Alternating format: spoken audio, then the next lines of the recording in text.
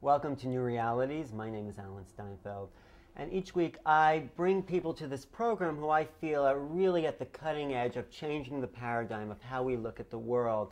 And the revolution of spiritual awareness and openness and transformation that's happening to the planet is important to shift where we're going in the future. And part of that is how we change the paradigm of the way science who has bred us into thinking a certain way, is shifting, is changing. And tonight's guest is someone who's really at the forefront of making this impact on Western science and opening us up to new possibilities within a scientific model, but that includes consciousness, and that's so important, and the nature of reality, which is why I call this program New Realities. So tonight's guest is Elisabet Sahtouris, and she is an evolutionary biologist, and she is really helping to shift. And a futurist. And a futurist and a pastist, someone who studies the past in order to understand the future. Exactly. Because I call this program New Realities, and you have a great definition of what reality is, can you just share that with people? You can tell people. Sure. I've been very interested in this whole question of reality for a long time, and I've worked with a lot of indigenous people whose idea of reality is very different from ours. Trained as a Western scientist, you know, you get told that there is a reality out there that a scientist can measure and study and analyze and not affect while they're doing it. And then you go to an indigenous culture and they say reality is just everybody's experience.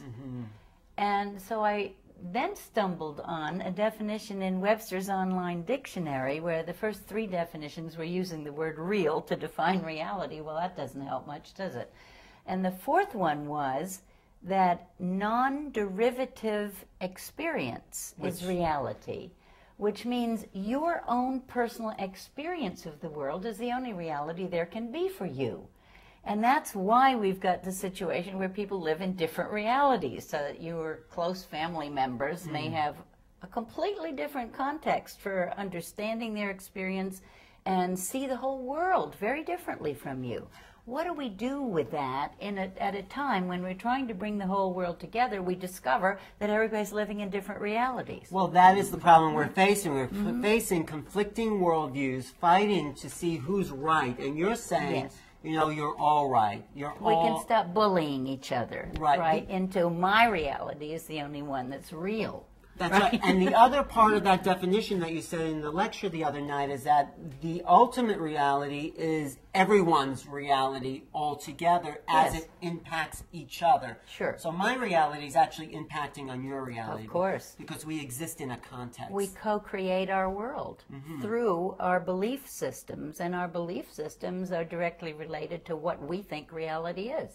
Right. So now quantum physicists are saying, based on coming back to Einstein, saying it's from your perspective that you see the world.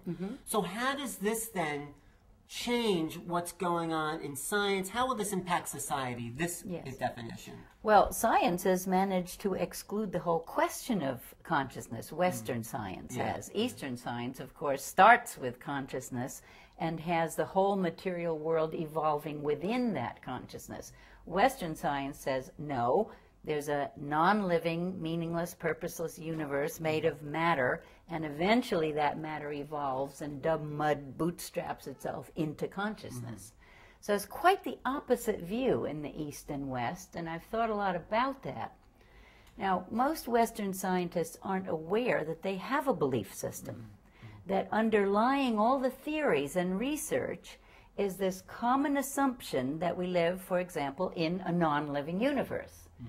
And if I say, I want to make the assumption that this is a living universe and see what kind of theories we can generate from that, they'll say, prove it. I say, well, wait a minute. How come you don't have to prove this is a non-living universe, yet you're asking me to prove a different set of assumptions? Well, it's obvious that it's non-living. Not to me. That's right. But you know that, and we have to be careful, I think, to get too close to the creationist view, so people can substitute the word God for consciousness, which is sort of what's happening, and say God created the world. But you're not saying that in a sense, because there's a science to to consciousness that's not just based on faith. So it's important to make that distinction. Yes, it is, because you see, all the founders of Western science were creationists, actually. In which sense? Because they all believed in God, and they thought God had created this universe. Descartes, for instance, said, God is the grand engineer who invents the machinery of nature. And so they were creationists. Okay, So but, pure and simple, okay? Now yes. wait. Now then, they throw God out. They decide, as in ancient Greek hubris, you know, where the sons overthrow the fathers, we have no need for the concept of God, for the hypothesis of God. We're going to explain the universe without God. Okay. Now, they're already believed that nature is all mechanical, all machinery. These early scientists were enamored of their ability to invent things, and machines were completely understandable to them. Yeah, so logical, they reasoned, rational. now, if nature is machinery, man, we can really understand it, right? It won't be dark and mysterious and feminine and stuff like the old rainforests and things. And so they hypothesized that nature was machinery from this Cartesian view, where God and intelligence created the machinery.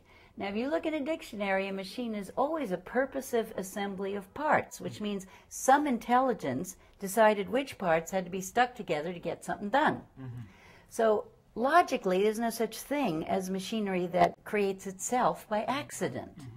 So the whole foundation of Western science became illogical when they threw God the inventor out but kept the concept of machinery. But if you bring God, or let's say consciousness, back in and say that there's a purpose to creation, and how do we not fall into the belief? Because what we're going to do now is say, okay, this Western religion, or the Abrahamic religions, which all have creator gods separate from nature in a sense, that creation, right? In the East, all of the religions, sometimes called philosophies because of it, see nature as inventing itself from within, as growing from within, as being started in a pool of consciousness, like a mind that gets a thought. How do you get a thought in your mind? Your mind may be empty, you're meditating, and whoop, a thought pops in. So they kind of see big mind, universal consciousness that way. A thought comes in, the thought gets materialized. The energy gets stepped down in frequency, as though if you think of a keyboard, you're going from the very highest keys to lower keys. And I often use that metaphor. If you think of matter in the low keys and then electromagnetic energy in the middle of the keyboard, and then Einstein shows you they're the same. Up at the other end of the keyboard is where spiritual religious people started looking at the universe. So science is coming up from the low keys, and the spiritual people are coming down from the high keys. And we're now seeing this is one universe. We're all living in one universe. The physicists tell us it's all vibrations from the highest to the lowest. So we begin to be much closer to the Eastern perspective of things being created within consciousness than we are either to a God separate from nature inventing it, or to a nature that has no meaning, no purpose, no intelligence. So you begin to see how we can integrate East and West toward a global science. So you're saying, okay, the Westernist came, just to recap, the Westernist says we come from matter and consciousness comes out of matter. The Eastern says consciousness is the... Matter comes out of consciousness. Right. The other way around. And that seems closer to what you're saying. But in the West, as the West is combining more of the East, we need to integrate both. We can't throw out science and rational thinking. Oh, no. But we can't make it the thing that rules our lives either. Well, if we had a global science that recognized the entire spectrum and saw consciousness as the foundation of everything, then we wouldn't have any more difference between the spiritual and scientific community. And people can play on different parts of the keyboard and flesh the thing out from different perspectives, which we need, because that definition of reality, where everybody's experience is reality, is a much sounder one. So then science then can evolve to a more holistic understanding and start to investigate the nature of consciousness itself as a scientific basis. Which has been done for thousands of years. I mean, the experiments that were done in the East about consciousness from within, the study of the inner world, were very sophisticated. If you see these thousands of year-old Buddhist dialogues on what is mind, how does mind function, they so well understood the mind that they can discipline their minds much better than we can. Our science says, well, there may not be any mind, and we don't try to bring it into order. Ken Wilber does a great job of showing that if we applied the same discipline to the inner ways of knowing as to the outer ways of knowing, we could easily see the integral science, the one that doesn't take it apart, that doesn't say spirit is separate from matter. But obviously, you've had a personal experience of consciousness. I mean, in a sense, we all? Well, we do, but you came from a Western point of view, right? Mm-hmm. And then some awareness happens in you Yes. that needs to happen to scientists to understand. Scientists like David Bohm, who understood the implicit nature as opposed to the explicit nature. These scientists and artists and thinkers all had a personal experience that transformed their view of reality. Basically, I just did the Cartesian experiment. Remember, Descartes said, forget everything you've been taught. What is it you really know? Right? And he said, I think, therefore I am. He almost got it. See?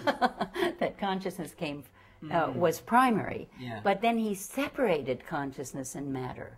Right? And he said the pineal gland or something is hooking them together. Right? But what I said, the first thing I experienced myself as alive. I don't know what that is, but I'm here, I'm alive. And everything I experience is through my consciousness. I can't get out of my consciousness. A person in a coma presumably has no experience.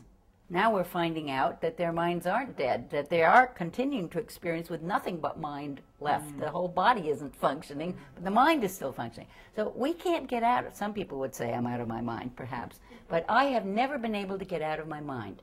If I read in the newspaper tomorrow that science has discovered the universe is 10 times bigger than they thought, or a gazillion times bigger, I say, okay, I adjust that. I can expand my consciousness to include any experience, any new idea, right? There's no boundary to it. But I can't get out of it. I can get out of my body, I can't get out of my mind. Well, I can get out of my body and still have my mind function. Good. So, that was my basic thing. Whoa, how can science sweep this under the rug? If it were honest, it would say this is a model of the universe as perceived in human consciousness. And if we take it to the next level, you're also saying the earth is consciousness, the sun is conscious, the universe itself is probably a conscious being. Well, this is the Eastern way of seeing it. Is it a being? Is it a, it bees, you know. Is it, I mean, it's not a self-contained being because it's limitless. So it's not a being in the sense that you're in my bodies. But is it intelligence? Do you see it as a... You bet. You see, I think science has had a terrible time convincing people that intelligence can come out of non-intelligence and that consciousness can come out of non-consciousness, that life can come out of non-life. Right. I see the whole universe as constantly self-creating living systems. You call it autopoiesis, right? Yes, and that's the word. It comes from two Chilean biologists, Maturana and Varela, and it's the first definition of life we've ever had. And autopoiesis, autopoiesis in Greek, simply means self-creation. Anything that continually creates itself in relation to an environment, because it can't do it in a vacuum, is a living entity. We constantly take in food and water and air, and we recreate ourselves from the particle level, the molecular level, the cells get redone, right? We're constantly creating ourselves. But a machine, if you walk away from your computer, you hope it doesn't break. Right? I mean, you hope it doesn't change while you're gone because they're not noted for repairing themselves in your absence. They're likely to deteriorate, a machine that changes. Right? But if you walk away from a friend, you hope they keep changing. So you see, there's a very different inherent logic difference between mechanism and organism. So autopoiesis describes the self-creation of living things, and I coined the word allopoiesis to describe an other created entity, like allopathic medicine, we put something in from the outside. So an invented machine is allopathic. A grown child is autopoietic.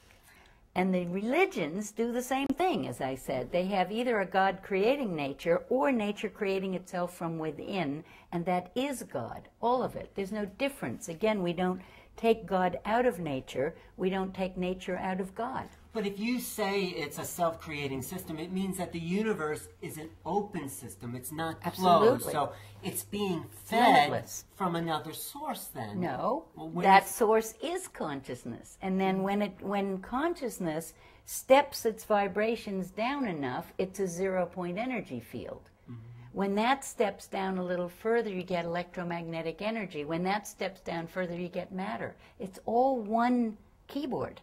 So consciousness is what they say the ground of all being, the ground of existence. And of it's what you experience from your unique vantage point.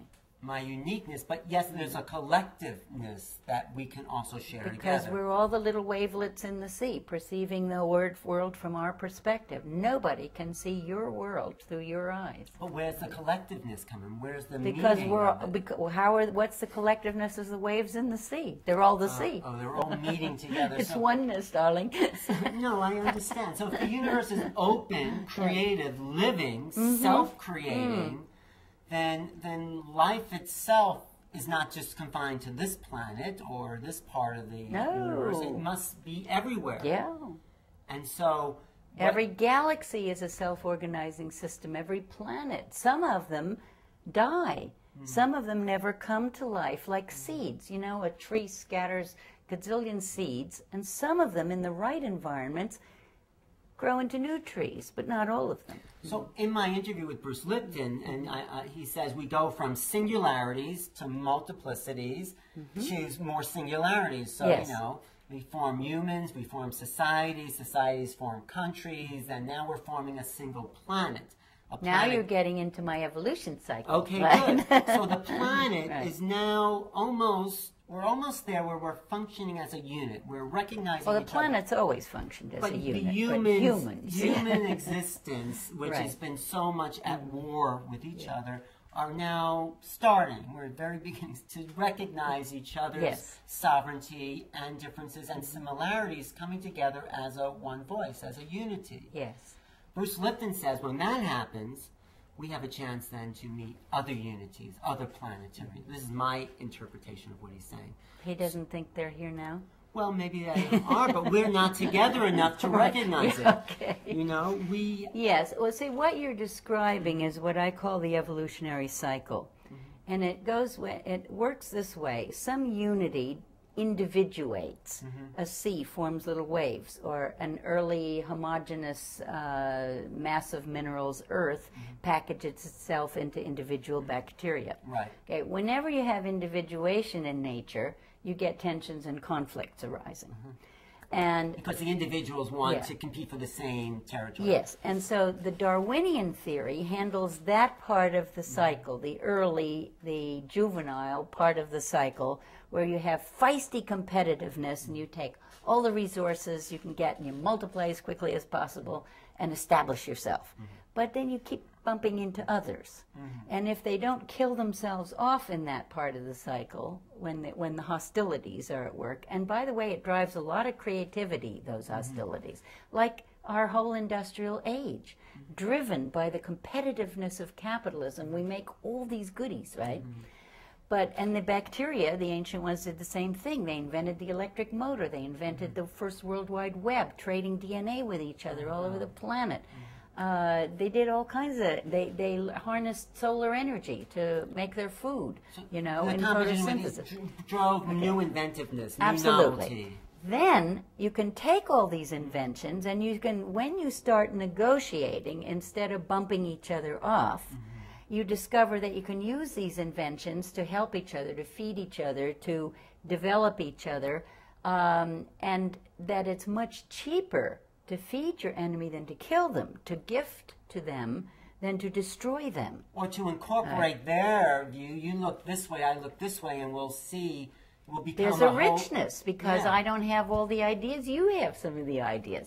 So we discovered the advantages of cooperation, or we did on this planet, even in the ancient bacterial level. Now bacteria were the only critters on the planet for half of its life, for a couple of billion years. So you can see that the inventiveness was vast and huge. Now we know that. We used to think that was all just some kind of slime and nothing interesting happened. Now we know that the most amazing things in evolution happened then. They produced this toxic ingredient called oxygen, and they didn't know what to do with all this oxygen. They were suffocating, so they came together and said, what if we created oxygen breathing? Yeah, well, you've been reading my stuff. Well, no, but it is. But yes, exactly. Anyway, the first big leap in evolution was when the bacteria ceased their hostilities and started working with a division of labor in huge colonies that became the first nucleated cells. And those are the cells that we're made of. But for another billion years, those nucleated cells which were a unity built out of that disunity. They incorporated some of these other organisms into a bigger organism to form separate functions. The different kinds of bacteria became formed a colony. Yes. And did a division of labor, became a community. They each gave some of their DNA to this central library we call the nucleus in the cell. And then those big cells, which had completed the cycle by going from the hostile competition through the negotiations into cooperation and had built a new unity at a larger size level. For a billion years, they go through the immature stage now. So they're all hostile against each other, and all they're these competing. little communities fighting each other. The communities, which are thousands of times bigger than the bacteria each. Now, the bacteria is still there. But these big communities are now the juvenile new mode. The new unity becomes the new juvenile mode. So they do this for about a billion years until they form multi-celled creatures. Okay, so we had, in a sense, a multi-creatured cell. And then it forms multi-celled creatures. And now we're doing another multi-creatured cell. We're taking, how many billion humans do we have now? Well, just politically, even before that, the city-states in Greece were fighting each other, and then they formed a unity. Exactly. The United States. The European Union. They were killing each other for 2,000 years. Precisely. Now they're sharing an economy. The oil companies discovered that if they work together as a cartel and set prices among themselves, they can exploit the others better. So cooperation keeps coming into the picture over and over again, but what's different about now is when we have to make it global. We have to build global family. We can't afford the hostilities because the planet's moving into a hot age, and it really doesn't matter whether it's our fault or not. I happen to believe we have tipped the balance, that the Earth probably would have gone into an ice age at this point. It has done hot age before, but unlike ice ages, which humans have been through a dozen of them without problem, we haven't faced one. The hot age. The hot age. And it'll be like popcorn. You know, you get a tsunami here and a fire here and a flood there. But and then we can survive because we are inventive beings. Absolutely. And just as in an ice age, the average global temperature only goes down a few degrees, it goes up a few degrees now. And the Arctic is already up to 4 degrees higher, which is more than halfway into a hot age, which is why we have a runaway ice melt, tundra melt, more carbon, more greenhouse gases being released from the melting tundras than all human industry. But you say so we can't stop it. But we can channel this into new industry. Work with it. Yes, we can fertilize the deserts. We we have the technology to make this an abundant planet. Yes, we do.